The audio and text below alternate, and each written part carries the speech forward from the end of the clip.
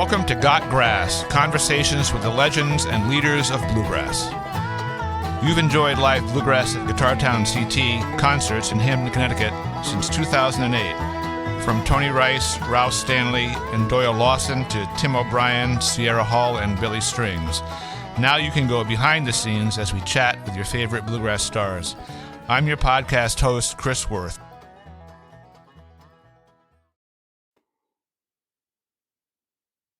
Well, I want to welcome Joe Walsh to Got Grass. Welcome, Joe. Thanks for having me. Glad to be with you. Nice to see you. I want to congratulate you, first of all. You have a young daughter now. How old? She's just about 6 months. 6 months old. Wow. Yeah. I'm sure that's changed your life in lots of ways. It certainly changed mine, having a daughter. Right, of course, yeah. Yep, I don't have any long 4-hour practice sessions anymore. I just squeeze in 20 minutes here and there. Got you. Yeah. Yeah, and I have 3 daughters, as you probably know, so I can appreciate that having a daughter is like, for a dad, is it's the best thing in the world, I think. I didn't know it was, but I agree now. Yeah. So I usually start with a non-music question for people on this podcast, which is, what would a perfect day off be like for you? And that's probably a different answer than it would have been 6 or 8 months ago, but it's still a relevant question. A perfect day off for you would be what? Well, it would probably involve music anyways, because that's what I want to be doing most days. So when I step away from music for a day, I get a little anxious, actually. So some music and then a nice walk with my family, and nothing better than a meal with friends, which is, simple pleasures, but those are achievable. Yeah, right. I think everybody knows who you are, but could you just give a short bio of your relevant life points for the people who might not know exactly all about your story? Yeah, sure. I'm from Minnesota. I learned about the mandolin hearing the David Grisman Quintet when I was in high school. Somebody played me that first record, and I kind of freaked out. Also, at the time, I became aware of Peter Ostrushko, who was the local hero. Well beyond local, actually, but he lived close by and was just tremendous.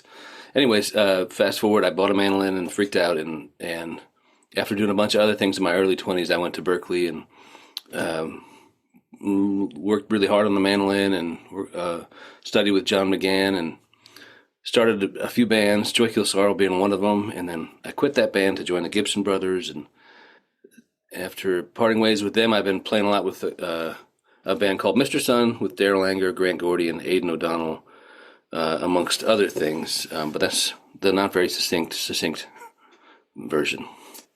Pretty good. At some point, you added the initial K to your name. I have an idea why you did it, but could you explain why you did that? So, for example, I'll give you a little example of one thing that happened. So, like, once I started doing gigs under my own name, this would happen not every gig, but often. Like, I was in North Carolina once, and we did sound check, and I was standing in the lobby, and this woman came up to me and said, "Boy, I can't wait to see Joe Walsh." And I was like, "Oh, yeah, yeah, me too." And the same thing happened one time, the first Mr. Sun tour. We played at the Rock House in St. Louis, the old Rock House or something like that. And there's all these dudes with no, like, cut off sleeves and like long, maybe mullets or something. And I was like, this does not look like our crowd. What is going on? Like, oh, I know what happened. So yeah, it didn't really benefit anybody for the confusion to be allowed to fester. Yeah. Have you ever met and chatted with the rock man, Joe Walsh? Sure. Yeah, he was given an honorary doctorate at Berkeley a couple of years ago, and the powers that be nudged us together to say hello, and he was perfectly kind. And it was. What I really wanted to say was to presume, like, oh, I'm sorry, it must be a pain in the neck hearing about me all the time, which, but I checked it out.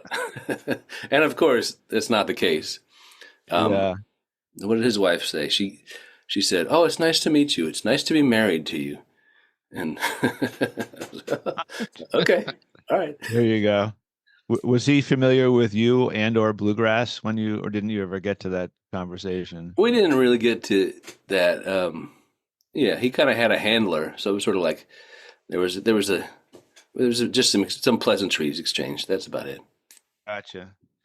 So you, growing up, were you playing? You weren't playing mandolin growing up, I assume, until you heard Grisman. Is that Yeah, in my true? late teens, I started late, like maybe 17 or 18. But I was playing some guitar before that and piano and trombone, so it's not like I started with music at Hmm. 18. Yeah, yeah. Did you, what was it about Grisman that was so enticing to you? Was it the jazziness of it, or was it the instrument? Probably. I mean, it was like, just kind of electric. Like it was just, on fire. It was just very exciting. And I certainly liked the jazz because I was listening to Django and Stephen Grappelli, of course, at that point. Um, and yeah, the jazz, like just like that fusing of, I couldn't get into bluegrass at that point. It was like I didn't connect with it at all. But then that's a version of bluegrass that where I was like, oh, okay, they're doing something that where I have an inroad or something. And there was this at the same time somebody played that record, and then like the Garcia Grisman, which to me is like a real slippery slope, gateway drug to bluegrass. Although I didn't know it at the time. So, That's interesting because me personally, I first heard bluegrass, Tony Rice. I didn't hear Bill Monroe really till I was in my 40s, I think. I didn't know anything about that. oh yeah, I yeah, thought Tony Rice was bluegrass, and I loved it. He was my sure, hero. But and then I slowly got into the backstory of it. But yeah, sure. mm, I think I think of myself as a student of the mandolin, and when you examine that, you say, well, that doesn't mean the mandolin started in the 80s or the 90s or whatever, whenever you presume it. Like, why did this happen? Why did this happen? Where does that come from? And I feel like curiosity, but also a responsibility to, um, examine those questions. yeah, yeah. I got the Bill Monroe biography for Christmas. It's not a new book, but I'm about a third of the way through that, and learned a lot about the history of mandolin and his approach to it from that book. It's very interesting reading. Oh, cool, cool. Yeah. So when did you decide you were going to be a professional musician? Was that after high school when you went to Berkeley? Were I you was going determined to be a actually, musician or before that? well, deciding maybe was like deciding to give things a try, right? Yeah. Um, but I was at the Evergreen State College for about a year once. I don't know if you're hip to it, but it's this interesting school out in the rainforest in Olympia. And I really wasn't going to my classes at all, and I wasn't partying. I didn't have any girlfriends or anything. I was just playing the mandolin all night. And at some point, after months and months of that, I was like, well, maybe am at the wrong school. Maybe I should actually, honor, like acknowledge what I'm doing with my time and try and give it some air and let it see if it can grow. So that was about 22 or something like that, I think. And Chris Pandolfi, some of your listeners would be familiar with Chris Pandolfi. Familiar enough to know that I'm mangling his last name. Chris Pandolfi, the great banjo player from the infamous String Dusters. He had just gone to Berkeley, and I guess it felt like there was this expansive, slight opening of the door there because they had let a banjo player in. So I started bothering Matt Glazer, asking if they wouldn't do the same with the mandolin. So that was kind of the beginning of Berkeley's transition from not just a jazz school, but like roots music and all that kind of stuff, which I now think is, or I think it honored, or it sort of made more official that there's space for roots music. It certainly wasn't the beginning of it because John McGann was there in the '80s, and he won Winfield on mandolin and guitar, and so there was. If you think about that, or Hiro Orita, that he was there in the '80s, and he's maybe the greatest banjo player in Japan, and also fantastic flat picker. So it certainly wasn't a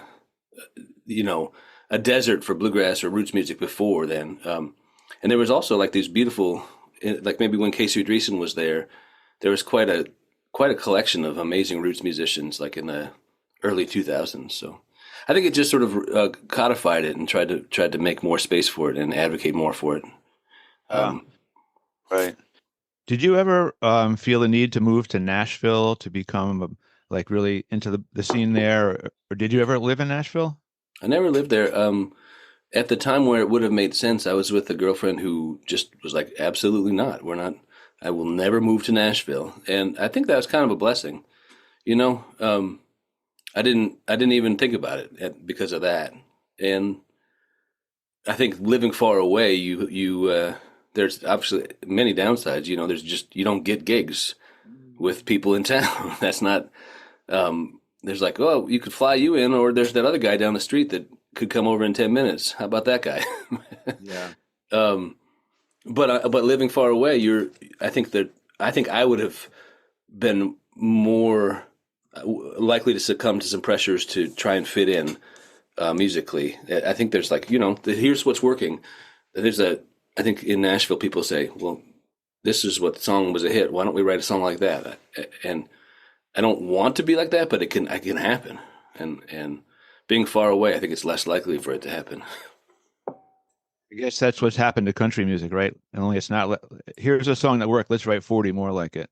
Maybe. I Right, don't know. That's exactly. kind of my take on it, but No, you're totally right. And I don't find that appealing, but I could also see like, oh, this is succeeding.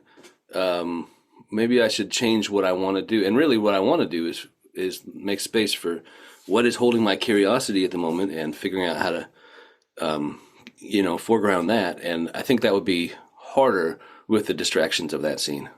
yeah. Was there a point you remember where you said to yourself, "Hey, I'm a professional bluegrass musician now"? Like, do you remember Yeah, I coming think to when I that joined the conscious? Gibson Brothers, and that was a big transformation because Joy Kill Sorrow was a band that I loved, and I was at the same time I was playing with Northern Lights, and I was kind of doing okay. I was kind of scraping it by, but Joy Kill Sorrow like never made money, never made money when I was in the band. And I mean, at some point before I joined the Gibson Brothers, I did a tour with the Claridges, who are heroes of mine, fiddle players, and Wes Corbett, and we did like an 8-day tour out west, and I remember we each made $44, like for the whole damn tour. Yeah. And then when I joined the Gibson Brothers, it was like, okay, cool, this is everything's working. We're playing nice rooms. It was definitely a night and day kind of experience, and that felt like I could actually relax and accept that things were working. Yeah. Yeah.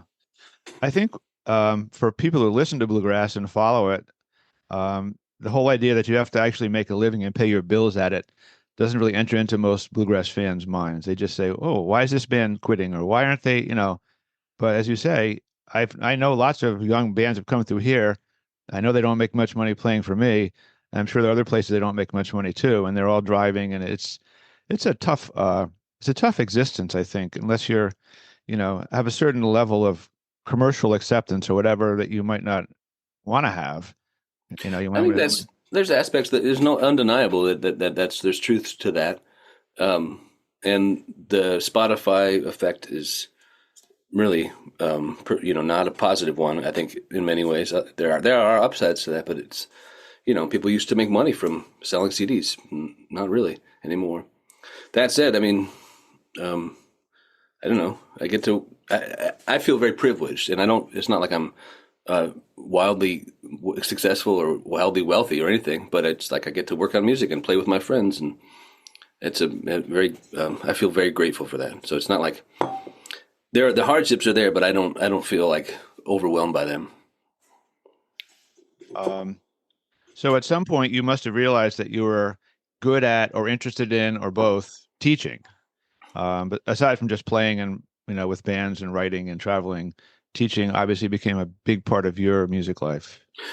Yeah, I mean, yeah, and there's different ways to look at it, but to me, like when people, I get a lot of emails from like, say, I live in Portland, of course, as you know, but I get a lot of emails. Can I come over for a lesson? And I at this point, I don't like if I have another lesson in a week. It's not a big financial difference for me. Um, but I also feel a little bit like, well, it's nice to help people. It's nice to like. I spent a lot of time learning all this stuff, and I don't mind sharing that. And I think back to like, so I found Peter Ostrushko in the phone book when I was really getting serious, or at least I thought I was getting serious. And there's many levels of realizing, oh, you haven't been serious yet. But anyways, at that point, I was like, I looked him up and called him up and invited myself over for a lesson. And He could not have been nicer. And when I look back at the questions I asked him, I probably was annoying to him, but he was exceptionally graceful to me, and it was a perfect model of like, um, he was the maestro there, and he made time for me and didn't make me feel stupid, even though was. So Yeah. I feel like that's a good template for me. Now that I have a little bit more, sometimes people ask me for that, and I need to carry that on.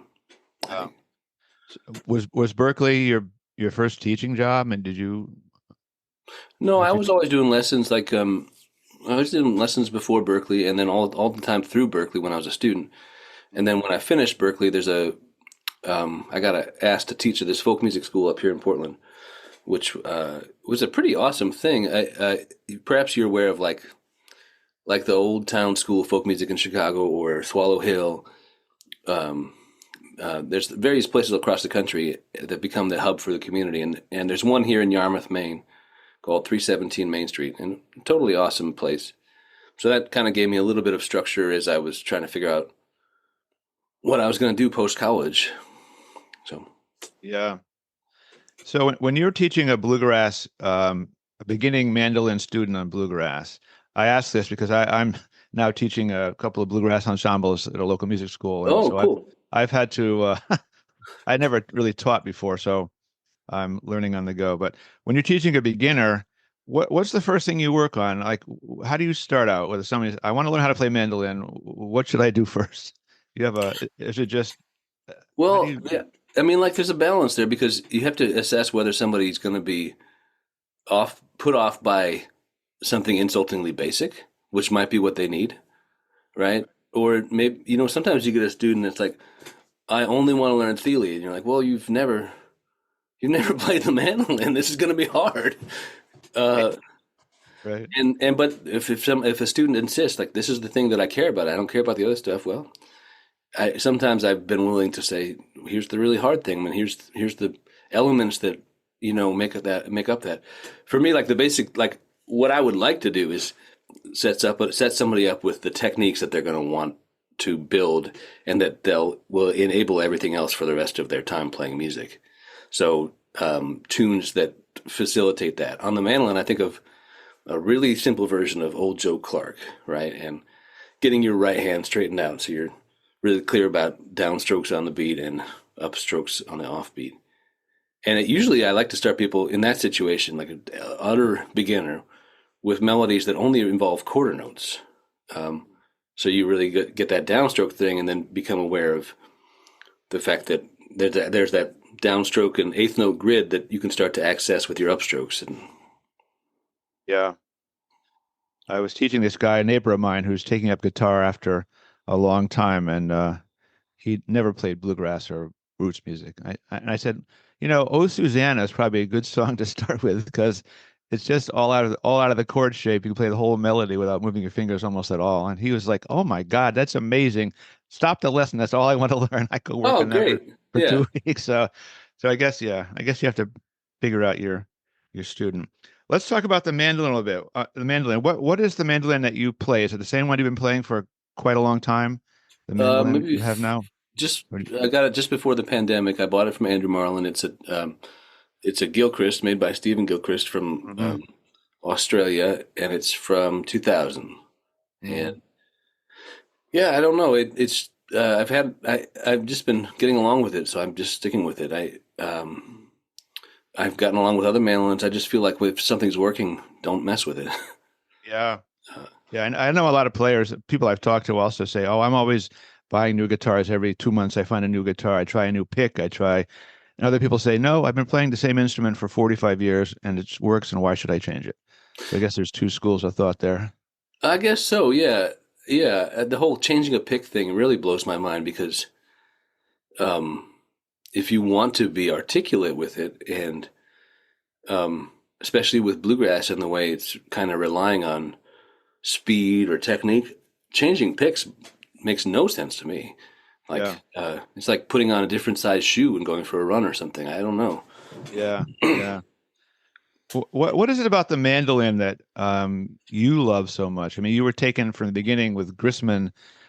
Is it the rhythmic part of it? Is it the sound? Is it the size and look? Is it all a Yeah, the combination of look all is these things? beautiful for sure. I remember staring at those early TGQ records and just being like, "Wow, what a beautiful little object." But of Mm, course, like dogs, like tone, uh, hmm like even his tremolo on some of those slower tunes on the Garcia Grisman stuff is just really beautiful. And I don't know how to describe tone really, but it really drew me in. He's to me he's like one of those things that lit the fire, and I've always you know I always go back to him and appreciate him. I still have a lot of love for Dog. Do you get to hang with him at all, play with him at all anymore, or is he kind of off on his own? That's He's always been cool to me. He's let me sit. He's asked me to sit in a couple times, and he's been cool to me, very cool. And one time during the pandemic, he sent me. I guess he had watched a video or something, and sent me a very nice text, and that was, nice. that meant the world to me. And maybe 2 years ago, I was sitting here one of these evenings, and I had a little bit of whiskey, and then I had a little bit more, and I was like, well, I'm gonna be out there in Seattle. Why don't I just text Dog and ask him if I can come over and hang? And probably was not a great idea, but he was totally gracious. He was like, yeah, of course, come over, spend the day.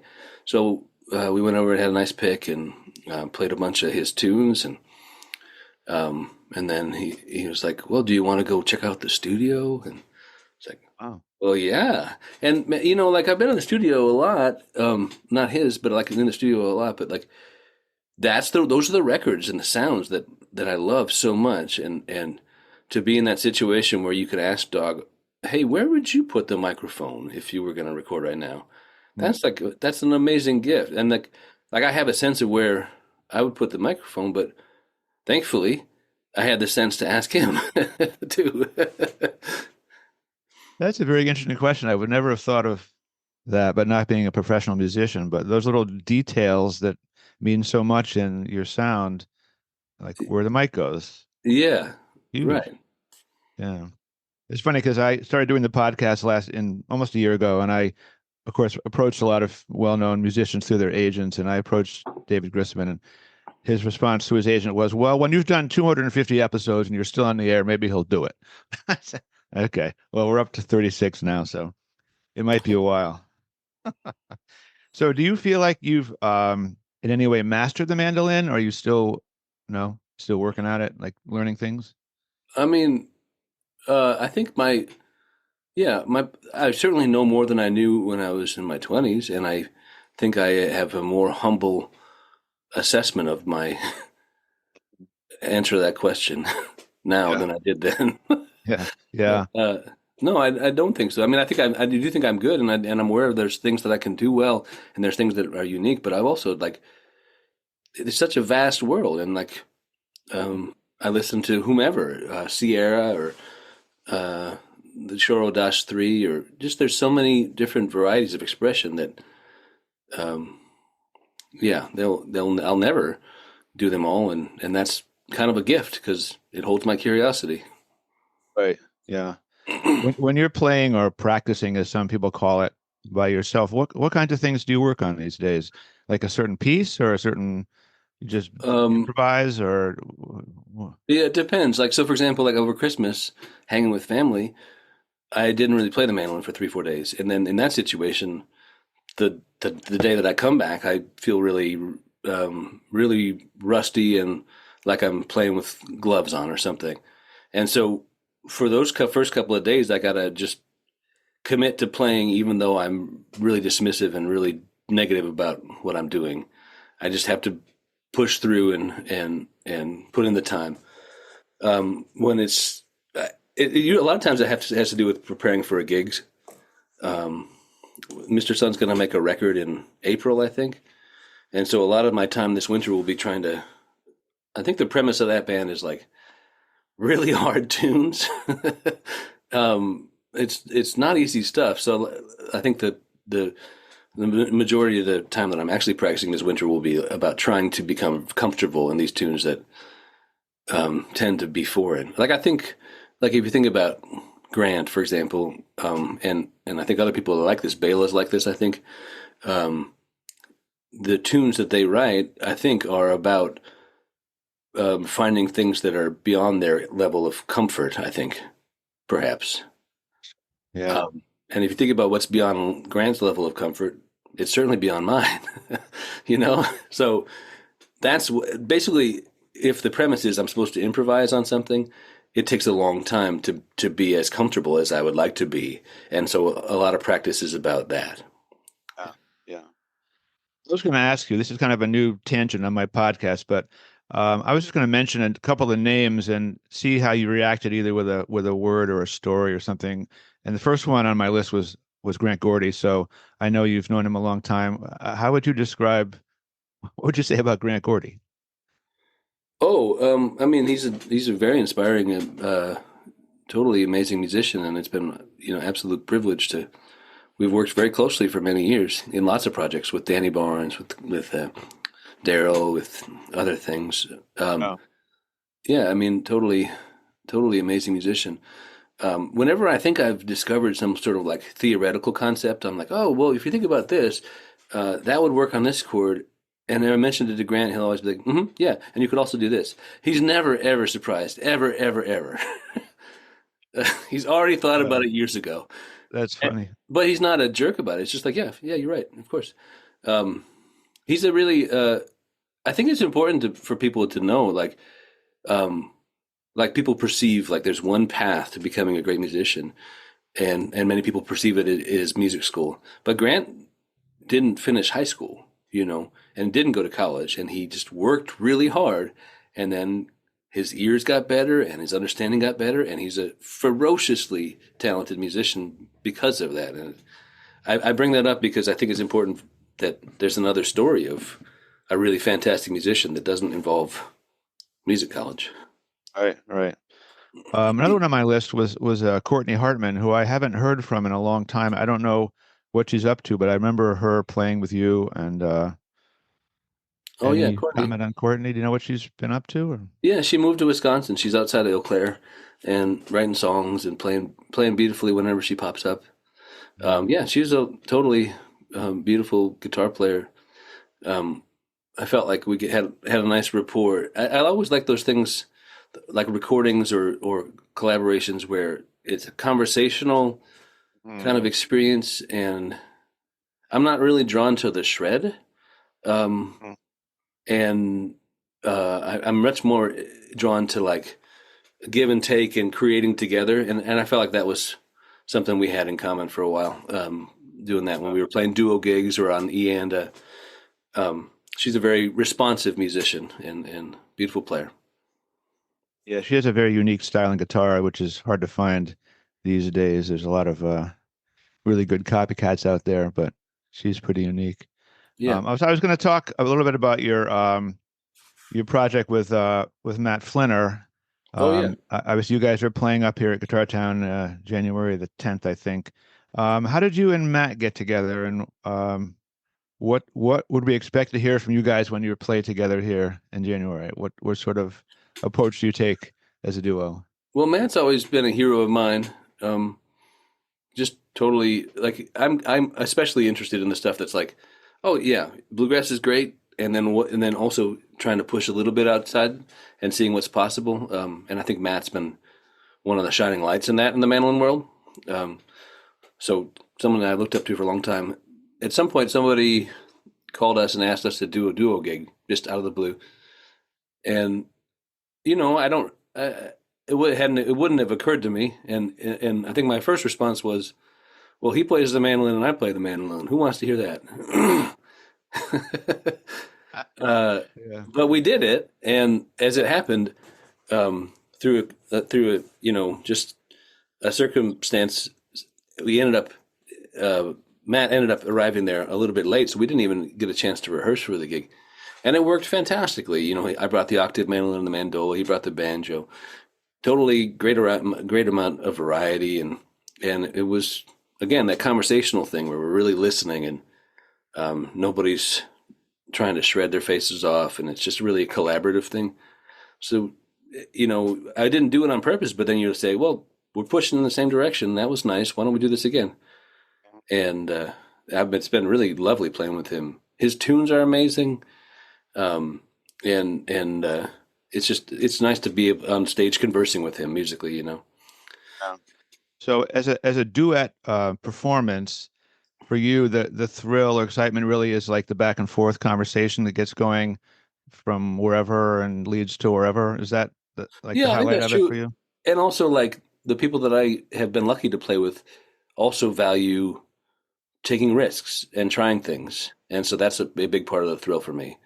Yeah. I've never been really drawn to the idea of here's what we play on this tune, and we're going to play it exactly like this every night. That doesn't light my fire as much. And like Grant or Daryl or even Courtney or Matt, everybody wants to just do something different every day. So.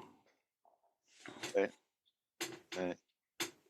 You talked about a little bit about your time with the Gibsons. You felt like that was kind of like your first like big time bluegrass.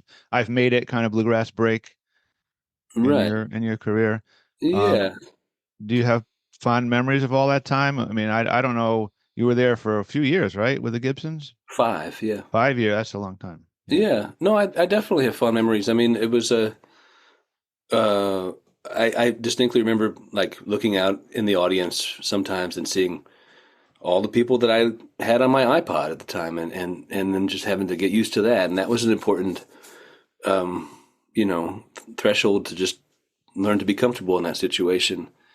And Right. I think I don't chafe at the idea of changing what I'm doing to try and serve somebody else's vision or songs. I like that, and I liked that challenge with them, like trying to figure out how many notes to play, not too many, not too few.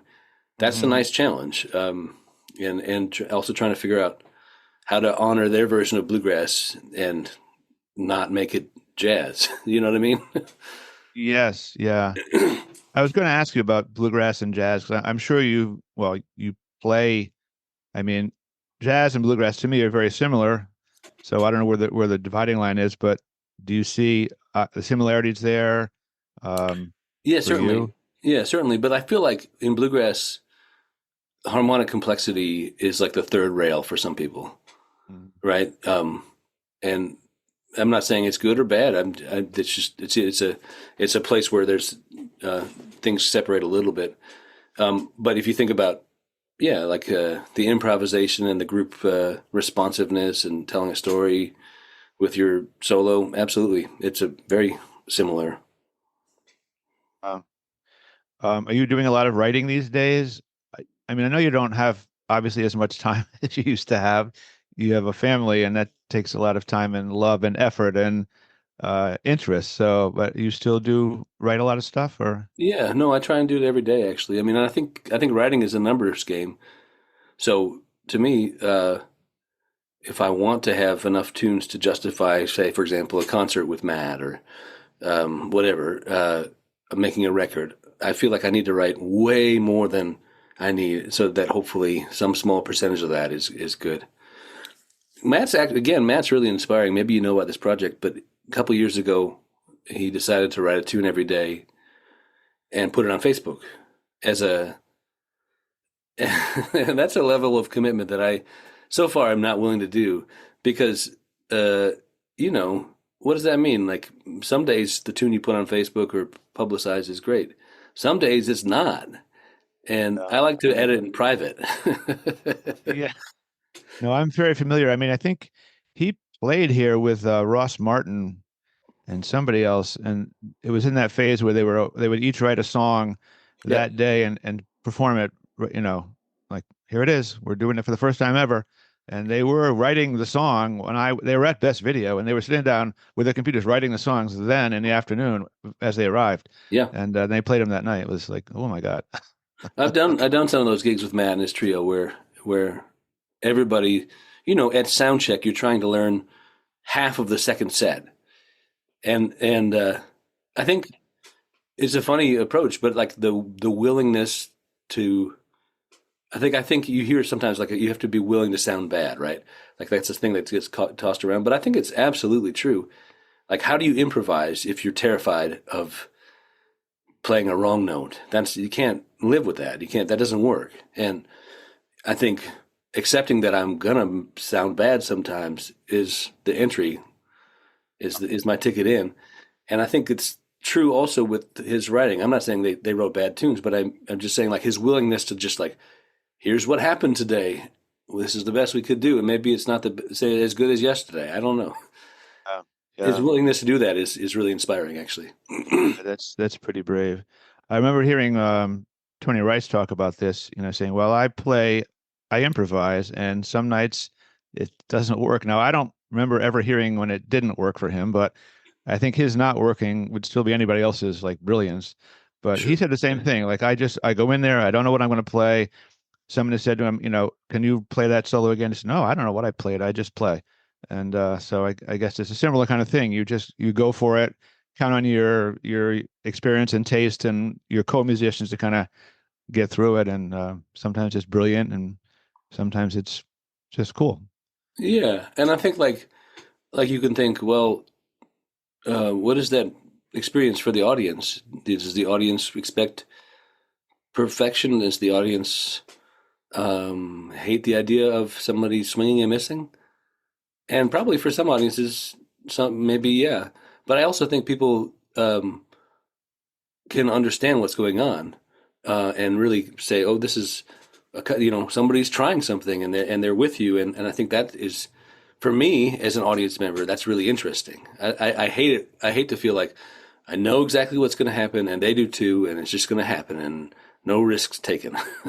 Yeah, you can almost sense the boredom in that kind of music sometimes. Like, we know this, we've got it down, we did it last night, we're doing it tomorrow night, and this is what it is. And yeah, Right. I guess you're right. Some people might enjoy that. I'm like you. I think I'd rather have you screw up and have fun and make some mistakes. And I remember very distinctly Tim O'Brien playing some solo gigs here when he would start a tune and completely forget the tune, and he would say, "Man, I wrote this song. I can't remember how it goes," and he would start over, and the crowd was just so behind him because there's a human being. Yeah, I mean, totally. people like the human side. Some Totally. musicians don't seem to have as much human side these days as there aren't that many characters, I guess, as there used to be. Everyone's really good. Everyone's really good and proficient, and there's not as much joking with the audience. It's sometimes it's almost too serious to me. I think you're right. I mean, I think you can make an argument that fun has been forgotten or something in pursuit of like amazing or perfection. Yes. Let me talk a little about your singing, because I personally love your singing voice, and I love your songs that have vocals in them. Thanks, Chris. When did you decide you were going to sing? Were you always a singer, or you just came upon that later in your career? I was doing it since I started doing open mics when I was like 20 or something like that. And then maybe the first open mic I did, I was thinking about this the other day because David Mallet just passed away, and I was playing his garden song, and then I remember distinctly I dropped the pick, and then I just didn't know what to do. So and somebody came up from the audience, picked up the pick, and handed it to me. It was an embarrassing moment. Anyway, so I was singing then and trying to figure that out. And then one important thing was that when I moved up here to start teaching at this folk music school, I started hosting these jams. And if you host a jam, a lot of times what happens is you have to be able to supply material when nobody else has an idea. And that meant I was singing a couple hours every couple of days. And then also I've been doing a weekly gig here in town for 18 years now. And that was a good place to figure out how to do that as well. So I definitely recommend the weekly gig thing or the jam. Just like a low stakes place to just slowly figure it out. Do you like the sound of your recorded voice? Not really, no. Have you accepted it, that's how you sound? You don't agonize over? I feel like that. I mean, I feel like the gig of being a musician is accepting. Mm-hmm. Like, I don't, I mean, like, I rarely do I achieve the goal that I think I want to with anything, writing or improvising, but it still holds my interest, and I still aspire to, and I still get better, and I still get closer. Yeah, right. I heard an interesting interview with Billy Strings recently. He was saying, I play on stage and I think I sound like A or X. And when I hear myself recorded, I realize I don't sound like A or X at all. And it really shocked me to hear what I really sound like compared to how I think I sound. And he said it Totally. really threw him for a loop. He said, I really started studying and learning stuff because he just, I guess, played by pure ear his whole life. And he said, holy shit, this is not really, I'm not really what I think I was in terms of this, Yeah, stretching out from his familiar stuff and everything. He said, wow, I got to make some changes. makes sense. But Yeah. also, like, you have to, like, I hear all the things that I don't like about my playing when I listen back. Hmm. Um, but I don't know, like Schofield is one of my heroes, John Schofield, right? And there was an interview with him. Somebody asked him about all these people that sound like him. He's got all these people that are, copying his licks and style or whatever. And Schofield said, "Yeah, and they're even copying the mistakes." And to me, like, the way I heard that was that you could maybe understand that he's putting out records that have mistakes on them, according to himself. I mean, I think that's really important. Like, I think, given what's possible in the studio, you can scrub all the mistakes out. But I don't think the records that I listened to had all their mistakes scrubbed out. Hmm. Yeah. And I'm not saying go out there and aim. The mistakes are not the goal, but also they're not the ruinous thing. I Right, think. right. Right. So going back in history, if you could have sat down and played music with anybody in the history of bluegrass or other kind of music, just sat down in a couple of chairs and played for a few hours, anybody you would have loved to have been able to do that with? Wow.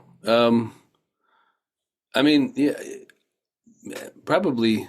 The list is endless, right? I mean, Mm. given the opportunity to play with Monroe, you'd have to say yes. Not that I feel a deep connection musically with him, but um, certainly Doc Watson. Yeah, I don't know. Um, yeah, I mean, just to be in the room hearing Bach play would have been.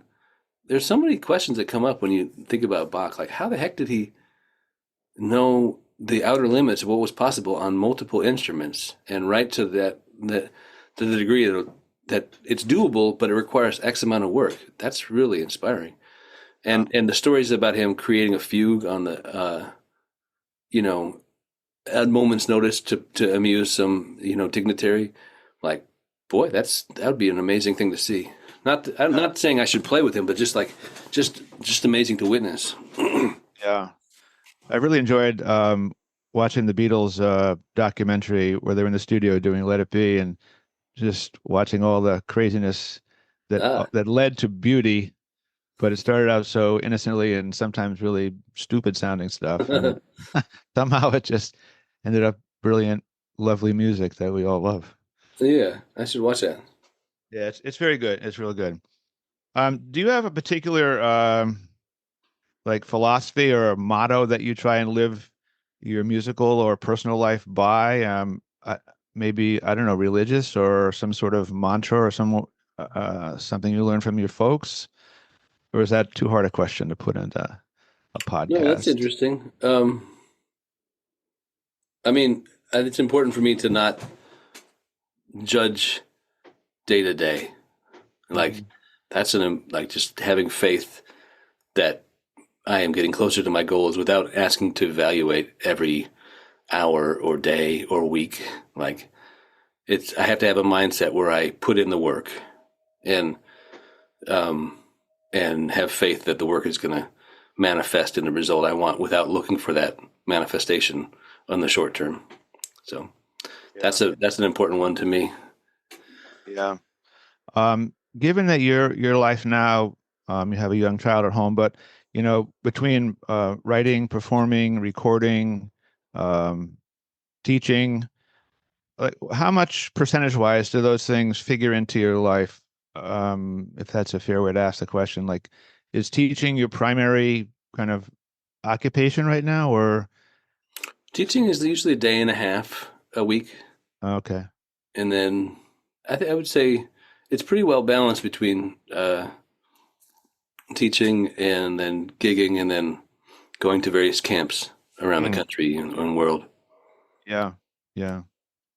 Is one part of that more lucrative for you? Like you count on for your rent money Not and stuff, really, or you just actually. it's all spread out with all It's those all different spread out, aspects?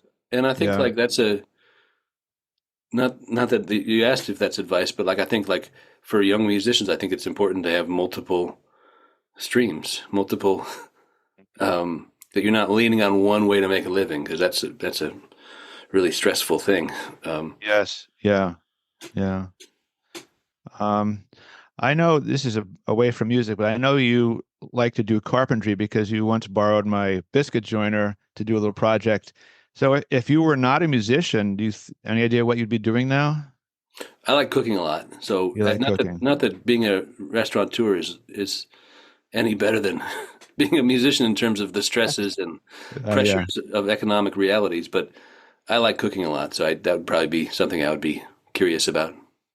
Uh, I do too, but I would never ever open up a restaurant. Well, that's the Oh funny my thing. Like God. if you open a restaurant and then you come up with a dish that people like, you're going to make that dish every night for X amount of months, right? And I think that's makes you question like, why don't I want to play the hits? Like if why does that bother me if somebody wants to hear Rocky Top? That somebody else is happy to make a lobster roll for 40 years of their career.